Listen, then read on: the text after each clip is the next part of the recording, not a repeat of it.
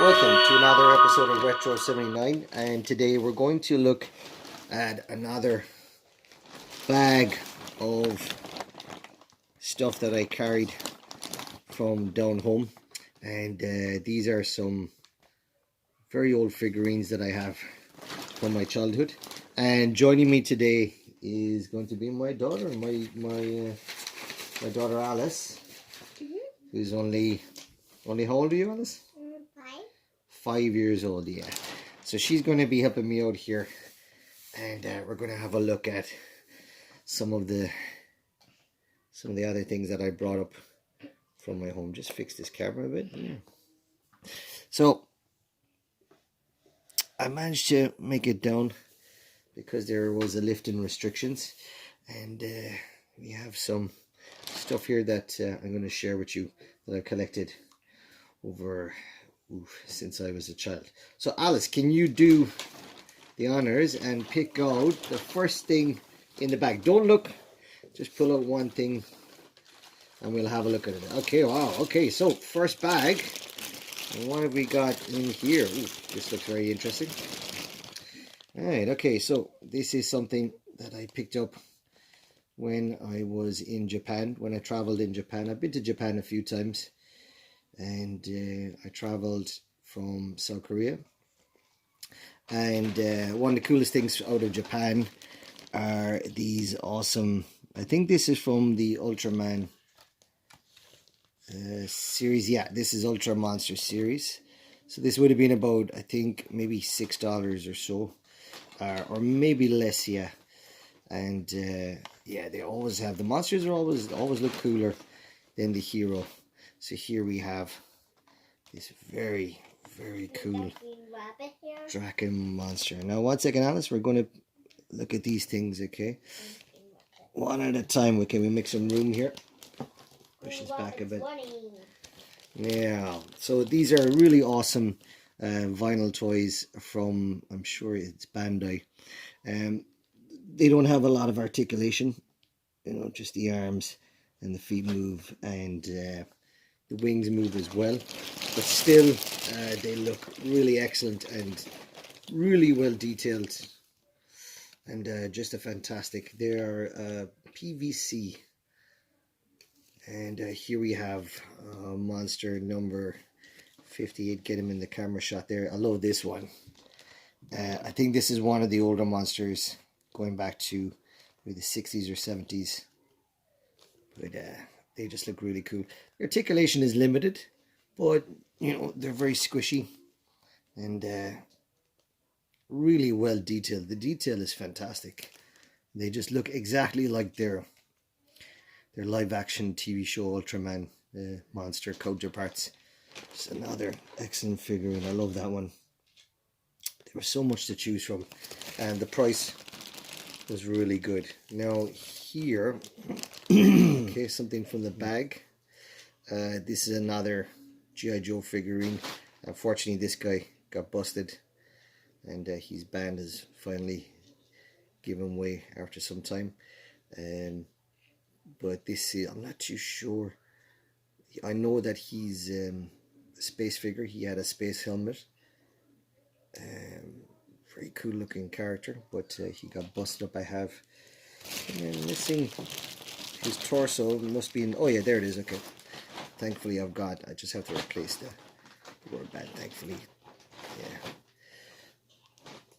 we'll be able to replace that at some stage. But as you can see here, as with all older plastics, he's a bit yellowed, and he's been through a lot of play. Very nice sculpt on this. I think it's a 1989 figurine. This is my Kalashnikov, I think, from the Range Viper that we looked at in the other video. Very cool. And one of the new missiles from another weapon. These are the feet from a character from G.I. Joe who has a big life preserve kind of thing. Can't remember his name. This is from a figurine that we looked at the last day in the last video. These are very cool. Yeah, I like these double guns here all connected in one. Very different futuristic styling type weapon. Really like that.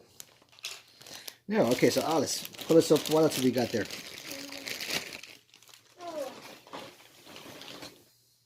Ah, okay. So, I never really got to see the episodes of this cartoon, but the story behind it is very interesting. A lot of big name I think Art Adams, a lot of big name comic creators were involved in trying to bring this to life and make it a success. But very cool looking toys. I think this is from Playmates, I'm sure. The same guys who brought us. Oh no, this is Hasbro actually. Yeah, this is Hasbro. So this is from 1990. So when the anamorphic type characters start to become popular. Luckily enough, he comes with his gun, and he's in pretty good condition. Needs a bit of a cleanup. Not one of my more favorite toys, but definitely one that is quite popular now. Oh, he's dropping back there. Let's fix him up a bit. But Captain Buckio here, and still on the back and everything. The print is still perfect here on the back. Really like that figure. Very cool. Very different for Hasbro. Different size. Looks a lot more like a Playmates toy, and I think that's what they were going for.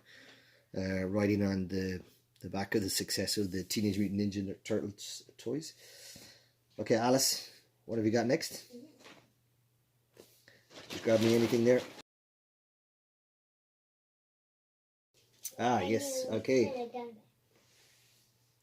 We have from Thundercats, and I picked this up in a thrift store, I remember. And this originally, okay, so this is just a piece off a Gundam robot that I had, one of those build your own ones. Now, this is a rarity. So this originally came with a playset, which was for the Mumra, I think his pyramid playset, and this is Mumra when he's not in his super Saiyan form, which I have here. And he's all roided out. So that's the other version when Mumra is, when he says he's magical incantations and becomes all muscle powered. This is the much smaller in size. I think they got that bit of a size disparity here, but very cool. Yeah, this is the original mummified. This is 1985, and I found this in, they had them separate in bags, and I found it in a thrift store, in a discount store. So that was a rare find. Okay, Alice, what else have you got here? Don't open that. Don't open that. Okay. Excellent. We have from the real Ghostbusters. This is a Slimer. Now, of course, this is not based on the Slimer of the cartoon. This is completely different. I think this is more in line with the movie Ghostbusters instead of the real Ghostbusters cartoon, because he's much bigger in size and he's got a bit more evil looking look about him. These came from, I'm sure it was Kenner, yeah, and it has here 1984 Columbia. There's a time stamp on here. Squishy. You know, this guy's a bit filthy, a bit dirty. I cut off the tip of his tail, unfortunately, and he's got some lacerations here on the tail, but very cool looking Slimer. I think maybe did they release another toy that looked more in line with the real Ghostbusters Slimer counterpart. Now, okay, next up, Alice, what have you got? And now we have another Thundercats figurine from LJN. And I think the LGN toys were This is from, wow, surprisingly, yeah, this is 1985. Yeah, and I think that the LGN toys, probably one of their better departments. I think the toys, especially the Thundercat toys, were excellent, and I have a few of those, including Vulture Man and the Walrus figurine. I have a Slide figurine, but from Super 7, not the original.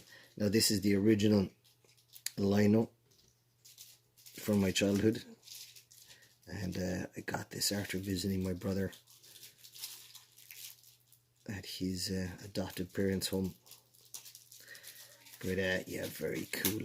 I think I have the Sword of Omen somewhere else, and the light up gimmick thing that goes, which actually works also with the with the Mumra figure. And you can see here, yeah, see Mumra also has on the back here.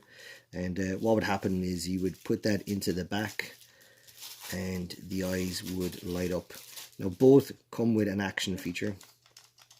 He would do this punch, and he also comes with his claw, which is easy to snap on and off, which I'm showing great difficulty in doing here. Okay, yeah, there we go. Yeah, pretty cool look. Color is a little bit off, but it clips on nicely, and I think it's pretty impressive. I really dig the toys. I think the toys are good representation of the cartoon. Mumra, I don't know, he looks a bit more like I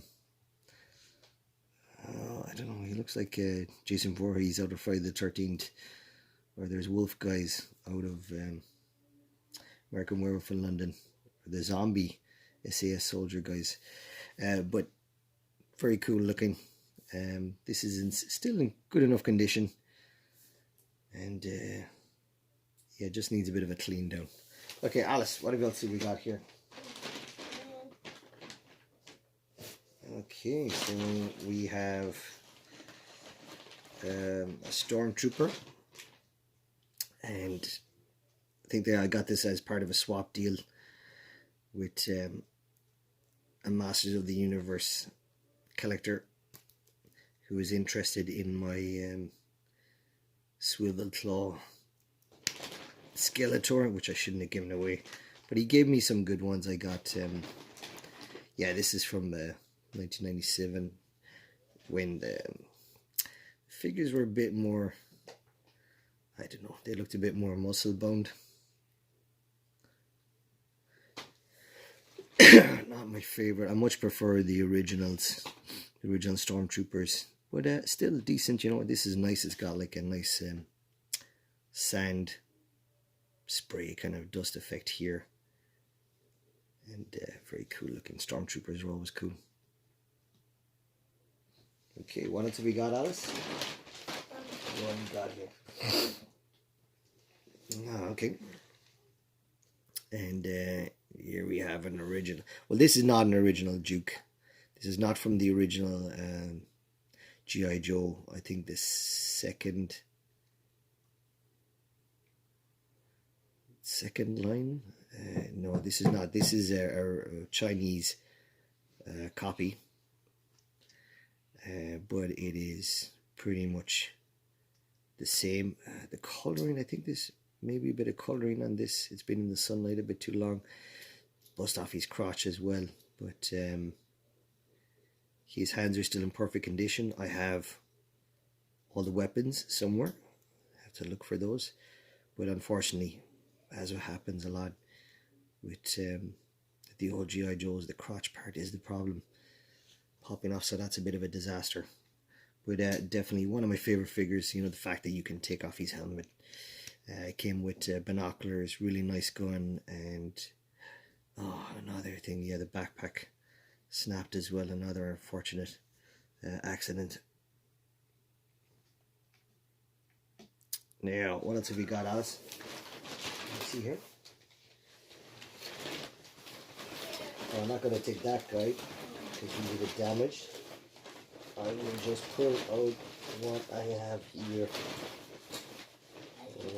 see. Oh, okay, I've got some really good stuff here. Yeah. Yeah. So here, I'm going to put this guy next to the Buckio here, and here we have original Donatello from the first wave of Teenage Mutant Ninja Turtle, or Teenage Mutant Ninja Hero Turtles as they were called in Ireland. And this is Donatello. He's covered in like, fake blood, but very cool. What I loved was that they differentiated the turtles, not just with the color headbands, but in the toy line they differentiated them in the color of their skin. So for instance, Donatello here has a much darker shade than Raphael or Michelangelo. Raphael would have been a more kind of brighter kind of green, and I think Michelangelo further still even greener. But the Playmate figurines were just brilliant, just fantastic. And this is from 1988, yeah. Mirage Studios and Playmates Toys. So if I put him next to the Buckio here, you can see that, you know, Hasbro were very clever.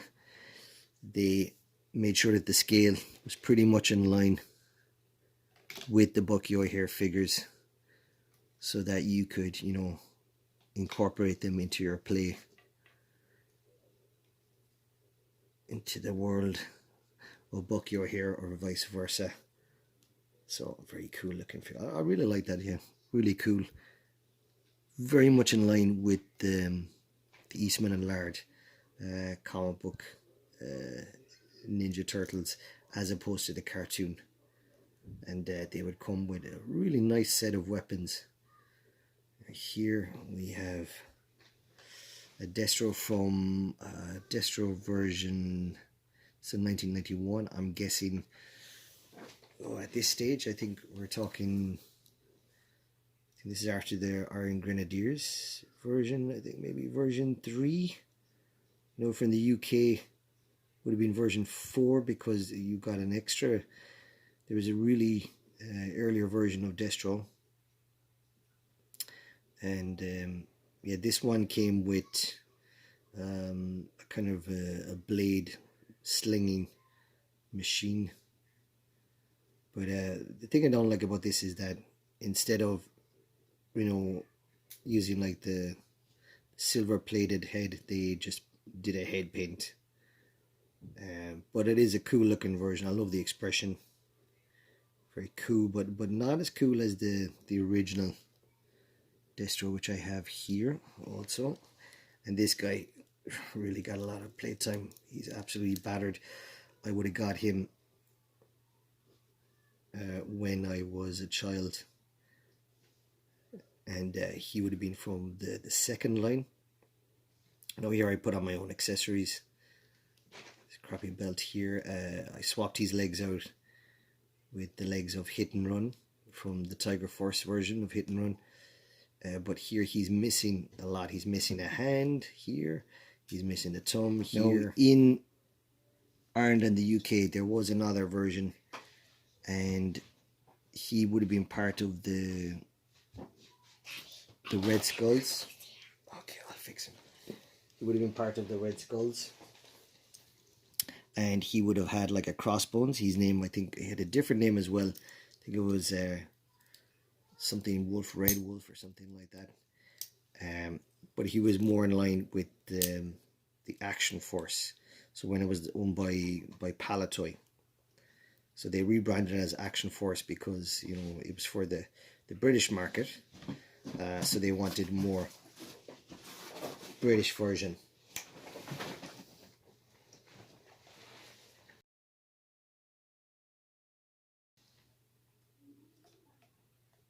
So we're starting to get quite a bit congested here. Hopefully everything holds up here. We're going to have a lot of figures falling down.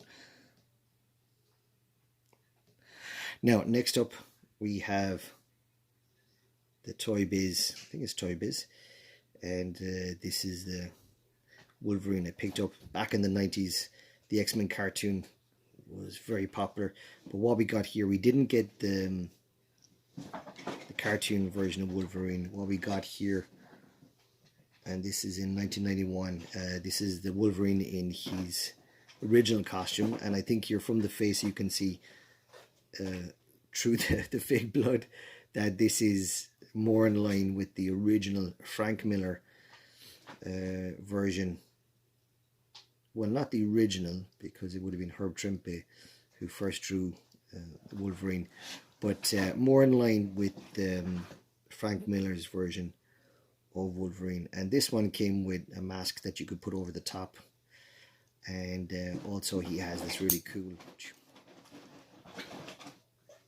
gimmick with his claws can flick out, which is really cool. Now the other hand as well. So definitely one of my favorite figurines or figures, and got a lot of plates on.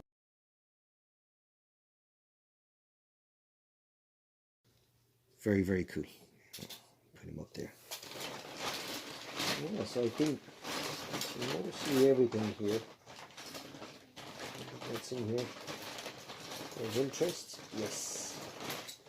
We do. Okay. And here we have from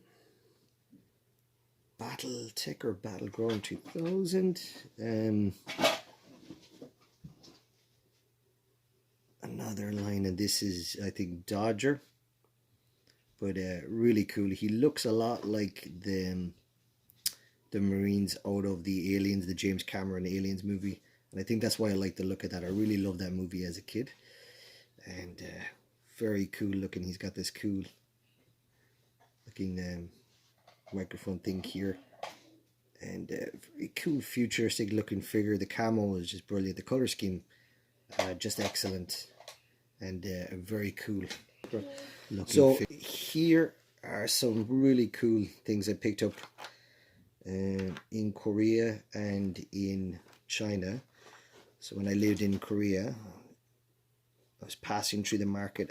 I don't know if many collectors of G.I. Joe have seen these. I'm going to do another video on this, but yeah, it's the Korean version of Iron Man.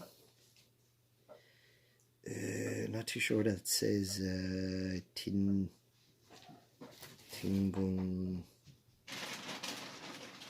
Tae. Yeah, I'll have to brush up on my Korean, but yeah, so it's a Korean version of. So I'll definitely be doing another video on these. Yeah, they have mostly all the accessories. Very cool looking. This one comes with, strangely enough, comes with some extra small figure for some reason. But you know, everything else is more or less the same. All the text is in English. Just a straight copy of. And this one was very cheap. This is only, I think it's like less than about $1, I'd say, for this.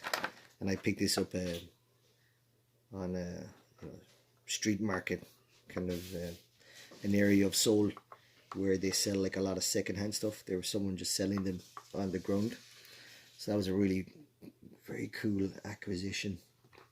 And I'm not too sure where I can put that without knocking everything down, but I'll definitely be doing another video on those because I got a few of them. And then when I was in, I think it was Shanghai, and I picked up a Chinese version of Storm Shadow, one of my favorites. I never had this as a kid. The packet here looks closer to the Hasbro, originals, and I think the quality on this is much better. The plastic on the Korean version is a bit cheaper, but here he comes with all his weapons, nunchucks, and bow and sword and everything. Very cool. And in the back here, all the text in Chinese. And yeah, there seems, yeah, here they have special details about Cobra figures here. I don't know why there's a separate block here just with these three guys. Maybe they're talking about their specialist skills. And then you have a list of all the different G.I. Joes, and yeah, only a few bad guys. I think there's more good guys than bad guys, but very cool. A bit battered. I've had it stored away for a while, but definitely very cool looking figure. Now, in Korea, I did pick up a couple of more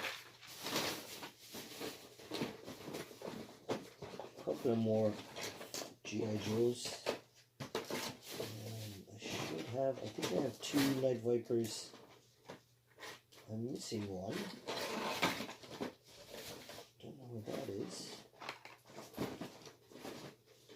I should have another one here. I can't find that at the moment. That's strange. I might have moved into another box. I should have another. But I think I got 2 Night Vipers. And Downtown. I picked up a Downtown as well. And this is also in the same area. And he has got a ton of weapons. But if you look closely enough, you can see that like it's very accurate recreation of the Hasbro originals. But you can see that, you know, with the paint application here, that it's definitely cheaper plastic, cheaper production. But they've, you know, taken all the original like image, box art, card art, and kept it close enough to the original. You can see that it's a cheaper print. I'm not too sure when these were made. I'm guessing late 90s. And again, the file, the scans, the G.I. Joe scan, file scan in all in English, and then a list of all the different figurines you could get. I think this is around the 1989, or it says in 1988 down here. But yeah, very cool acquisition to get that as well. So I have a lot more stuff here that I'll show in my next video, because there's a big box down here of other things that I picked up on my travels across, you know, well, my time spent living in Korea, which was for 5 years, and my time traveling in Asia. So I hope you join me again, another episode of Retro 79, and we'll see you soon. Take care.